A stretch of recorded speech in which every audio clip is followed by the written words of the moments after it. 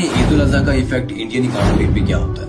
India में 20 करोड़ से ज्यादा मुसलमान बकरा ईद मनाएंगे। चलिए मान लेते हैं सिर्फ 10% मुसलमान ही कुर्बानी करेंगे, इसमें वो कम से कम 10,000 रुपए का एक बकरा लेते हैं। तो 20 करोड़ का 10% होता है 2 करोड़ और हर बकरे का कम से कम प्राइस 10,000 रुपए होता है। That means 10,000 into 2 crore is 20,000 crore. इसका सीधा फायदा किसी चाइनीज या MNC प्रोडक्ट को नहीं बल्कि 100% देसी ग्रामीण अर्थव्यवस्था को होता है, जिसमें सिर्फ और सिर्फ इंडिया के किसान आते हैं। मान लेते हैं कि अगर एक किसान साल में 10 बकरियां पालता है, यानी 2 crore divided by 10 is 20 lakh families employment. इसी के साथ हर बकरे का गोश्त कम से कम 20 गरीब लोगों में बांटा जाता है, यानी बकरा ईद पे खाना मिलता है 2 crore into 20 is 40 crore people. और ये बांटते वक्त गरीब लोगों से उनका धर्म नहीं पूछा जाता, इसका फायदा हर कम्युनिटी के लोगों को होता है। यानी सिर्फ बकरा ईद से 20,000 करोड़ का बिजनेस जनरेट होता है, 40 करोड़ से ज्यादा लोगों को फ्री खाना मिलता है और 20 लाख से ज्यादा लोगों को रोजगार मिलता है। और ये एस्टिमेशन कम से कम रखा गया है। अगर असल फिगर की बात करेंगे तो सिर्फ इंडिया में ये कैलकुलेशन डबल हो जाती है। और यहीं अगर हम हिसाब लगाएं इंडिया के बाहर रहने वाले मुसलमानों का, तो सोचिए ग्लोबली इसका इम्पैक्ट क्या होगा। तो अगली बार अगर आपसे कोई सवाल करे कि कुर्बानी से क्या फायदा, तो उन्हें ना सिर्फ रिलीजियस बट इकोनॉमिकल बेनिफिट्स भी बताइए।